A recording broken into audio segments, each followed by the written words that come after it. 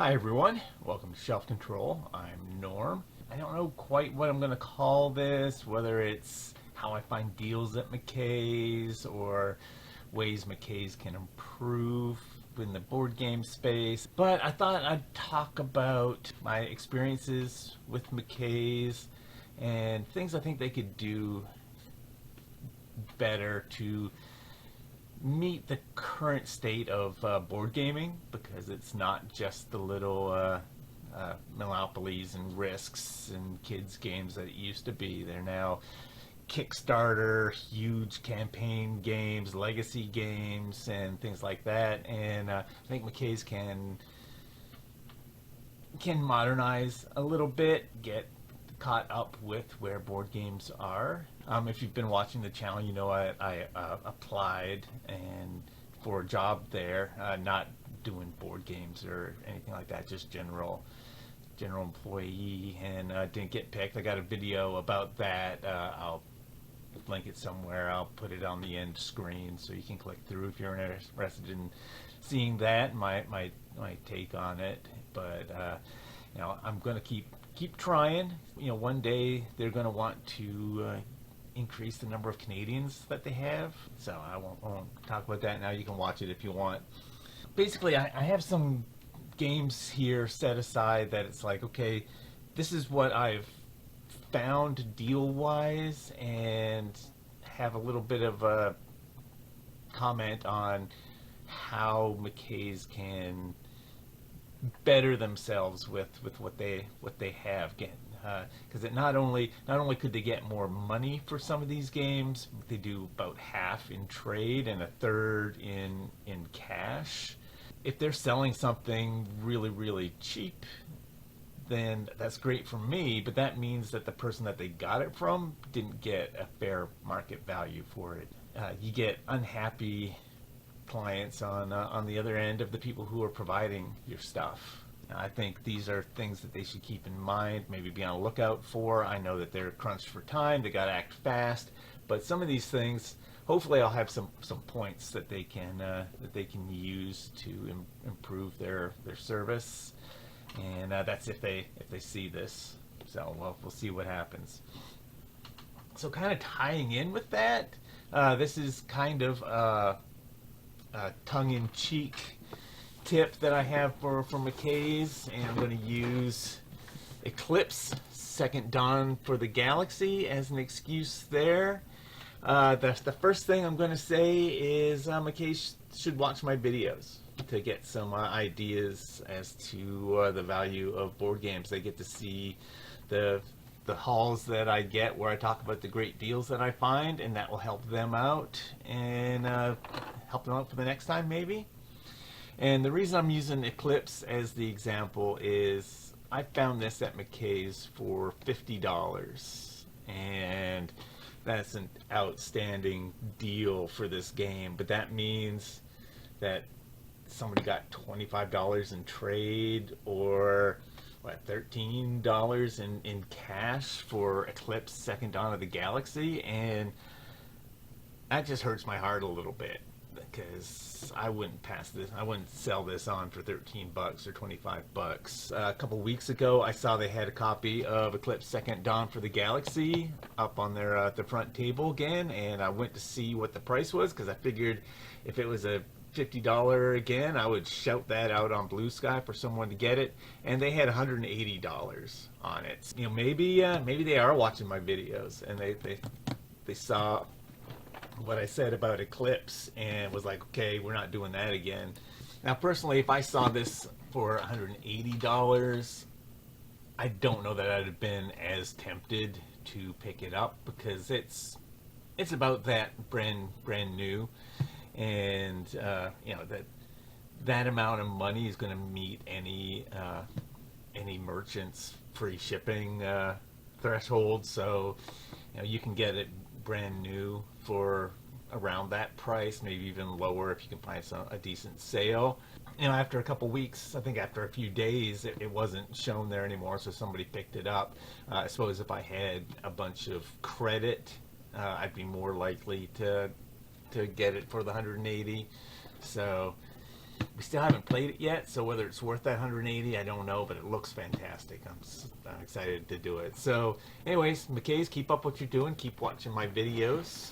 This one is not one that I got from McKay's, but it's one I want to use as an example because this is a legacy game where you're putting stickers on the board as you play through, and you can play the game after you're done with the legacy, but the main point of the game is that legacy part. And I ended up buying this one new on I think it was on a Black Friday sale or something like that. Got a good deal on it because I've always wanted to try it, but every time I've seen this at McKay's, you open it up and the stickers are all over the board. So the only way you could play this is the non-legacy version, but they have it priced $30, so it's as if it was a brand new game because I paid less than that for this. And there's nothing, they don't have anything on the sticker letting you know, hey, you can't play the legacy version of this. It's really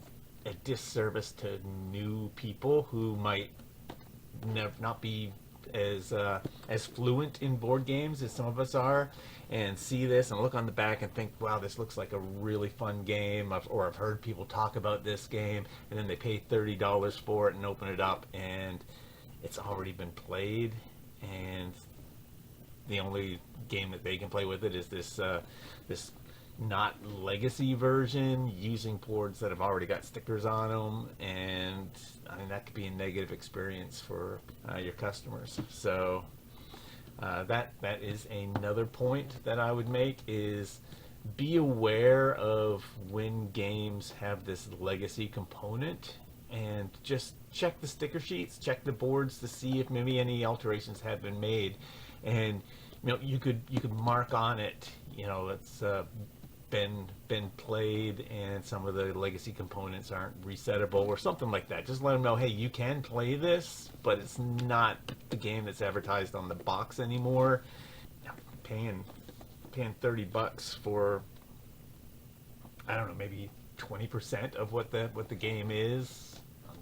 I don't know the math on that, but that doesn't seem like a good value. And it almost feels like the person who turned in the game to McKay's is kind of taking advantage of the fact that they don't know any better and got $15 in trade for a game that they've already played through and we're done with, and isn't the same game that they played. It seems a little dirty on their part. So Beyond the Sun is going to be my example for included expansions. I saw this at McKay's. The price was a little bit lower than what it is for the new game, but I always make a habit of, when there's something that I'm interested in and the price is good but not great, I'll take the elastic band off, open it up and look, and oh, well, you looky there, Leaders of the New Dawn. So here's the Beyond the Sun rulebook. It also has the Leaders of the New Dawn rulebook in there, and then you open that up and you've got some of the new expansion components, and it doesn't take long for you to open up the box and be like, yep, that's the expansion, all right. All of a sudden, a deal that was sort of okay and maybe one I'm willing to walk away from becomes one that it's like, no, I'm going to grab this because it's not only the base game, but it's also the expansion. So it wouldn't take much for the people who are checking these games to open it up and just look at the rule books and see, is there an expansion rule book in there? And if so, then maybe you need to think about it. I don't know if they have a way with their stickering that they could add a sticker that says plus expansion or something like that, just to let people know that, hey, this is not just the base game, it's also got the expansion. But yeah, that's, always open it up and take a look and see, because it might have more than you think. I've opened up games and they've got card sleeves in there, or they got like a a third-party 3D printed thing inside that is just like, okay, you're getting a little more value out of that. I don't know that McKay's could charge more for a 3D printed insert or the card sleeves for it, but an expansion, that's definitely something. I got two here. Let's start with the Dice Throne Season 2. So this is an example of you need to know what you've got. So this is Dice Throne Season 2. 1, 2, 3, 4, 5, 6, 7. It's got the eight people in it from Season 2. Another good example of this. Let's see, I got them back here. I've gotten the Unlock series from McKay's before, and in both these cases, I don't think they realized what they had, because they sell their 2-packs of Dice Throne for like $25, and I don't remember if this was 18 but it was right around the price of what they're selling their regular 2-pack Dice Thrones for. And so, they got this and put it in the computer, and it's like, oh, Dice Throne, we sell those for around $20. Let's slap $20 on this, and it's got 2, 4, 6, 8. So should have cost 4 times that. Maybe not 4 times 20, but I mean, it could, but they were like, nope, this is Dice Throne, so we're going to price it what we priced Dice Throne for. And somebody who had gotten this and paid, who knows what for it, got $10 in trade. I'd hate to be that person, but maybe it's people who don't know. Maybe a loved one passed away and they're selling their collection or something. I don't know, but like, how could you let this go for $10 in trade? It just seems painful. Same thing with these unlocks. These big boxes come with 3 different of the unlocks that come in smaller box. They sell the smaller box one-ofs for $10. I got each of these for under $10 because unlock. They sell unlocks for $10. It doesn't matter if it's got 1 or 3 in it. But it's just something that if you just knew what you had, then maybe you could give people a fairer price for it and sell it for more yourself. Going along with the same thing, if you've been watching, this is probably one of the biggest deals I got, was the Kickstarter Zombie Dead West, all the stretch goals for $37, because that's what they sell their Zombicide Undead or Alive for, $35. So when this comes by, they see Zombicide, it's the Western, they price it at $37. I'm sorry, I'm just emotional right now. Excuse me, $37, which is what the base game goes for, not realizing this sells for $100+ on the secondary market, because the only way you could get this was through the Kickstarter. Again, it's just if you just knew what you had. $30, a third of that is $10. Did you get $10 cash? Did you get $20 in trade for this? I'm happy that I found it. If it was priced closer to what it normally goes for, I wouldn't have picked it up. So now, I've got it, and I'm happy I do, but it does seem a little bit of a disservice to the customers of McKay's. So the last one is kind of the accumulation of all of these. Let me move some of this stuff out of the way, because this one is going to take up some space. So I don't know if you guys saw the video where I talked about smash up the bigger, geekier box, but this is like a culmination of all of these other games all together in one. Every single mistake that was made with any of these games was made with this one.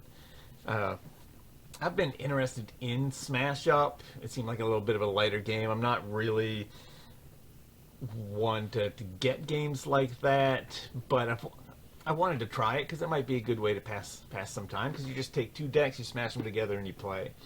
And every time that I've seen a box of Smash Up at McKay's, I've looked and spent 30 bucks, and that's always a little bit more than what I want to try to pay to try a game like that. And so I've always left it on the shelf.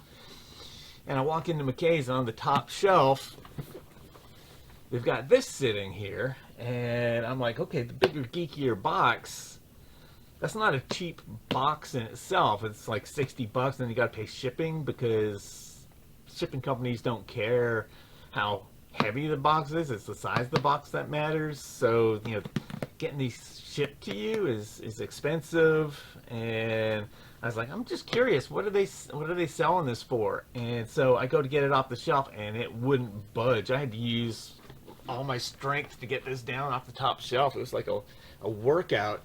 And I was like, this is either filled with cards or it's filled with rocks. And either way, I'm not going to bother opening it until I get home. I'm just going to carry this to the counter immediately, because it was priced 30 bucks.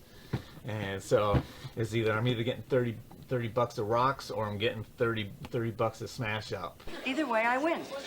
And I get this thing home, and I open it up, and it is full of cards.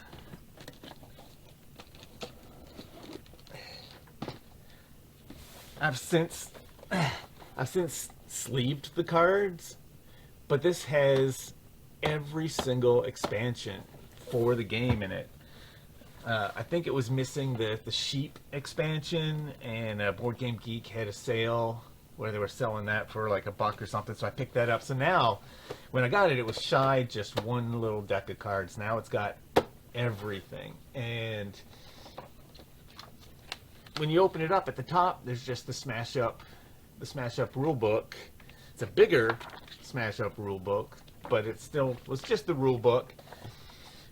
But underneath the token container, every other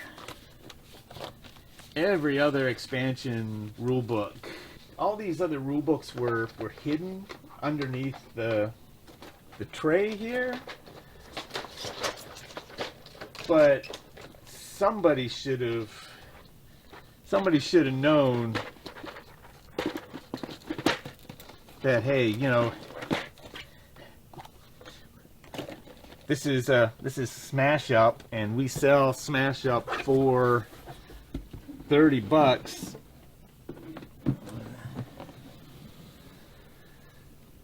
But they should have known. I'm sure the $30 price tag isn't for this thing that probably weighs 30 pounds. You know, I don't know. This puts Frosthaven to shame. So, you know, I don't know if I paid $1 a pound for this game or not. But, you know, I took all the expansion books and looked them up on Board Game Geek and what the people were selling them for, what you can get them for new. And this came out to over $300 of Smash Up stuff if you bought it new. And that wasn't counting the bigger, geekier box, which is probably another $60 on top of that. And if I bought this for $30, what did the guy who gave it to McKay's get for it? $15 in trade or $10 cash? And he was okay with that? You know, I know McKay's, you turn in a bunch of stuff and they'll give you the total of everything. It's not broken down by price. But I would think that if they were like, hey, we'll give you a couple $100 for all these games you turned in, and then told them you're only getting $10 for the Smash Up, he probably would be like, you know what, I'm going to take the Smash Up home. I'm gonna keep that, because I could probably recycle the paper for more than 10 bucks. And you know, we still need to get some plays of this, but yeah, I mean, this was the best monetarily. This was the best McKay's found I found, and it's also the one that makes me feel for the person who gave it up the most, because it's like, how much did he pay for this, and then to let it go to where it sold for $30 for somebody else. It's, I don't know. I hope it's a good one. I hope I enjoy it, but if I do let it go, it's probably going to be for more than $30. But we'll see. So, anyways, McKay's, if you're watching, hopefully this is some useful information for helping you learn what games are coming in and what value they are. If you're not already, Board Game Geek is a great source where you can just go to boardgamegeek.com, you type in the game's name and click on it, and it'll have like a little list of what stores are selling it for. Plus they have a little marketplace where people put up their own copies for sale, and it'll give you an idea of what it sells for. I've picked up some expansions that were long out of print that are being sold on Facebook Marketplace at a ridiculous price, like $80 or $100 or whatever, and I found it for $11 at McKay's. And I'm not buying these to flip them and turn them around into a profit. I'm just glad I was able to get a copy of the expansion for that price. But did the person that get rid of it, was he happy with getting that, or would he have been happier if he would have gotten the $80 for it by selling it online instead? I don't know.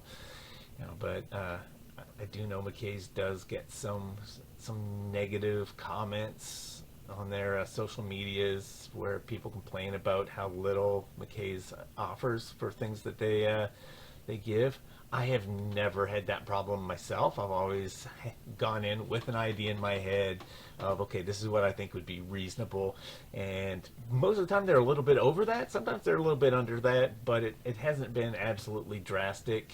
It's not like, oh, I'm coming in with a $300 thing of Smash Up and they're giving me a $10 quote on it or anything like that.